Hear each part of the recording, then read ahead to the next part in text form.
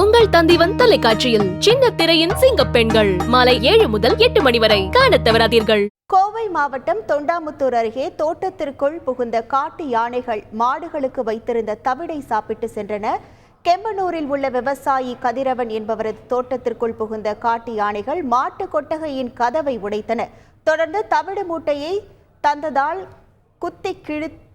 தந்தத்தால் குத்தி கிழித்து அவை தவிடை சாப்பிட்டன. இது தொடர்பான காட்சிகளும் வெளியாகியுள்ளன.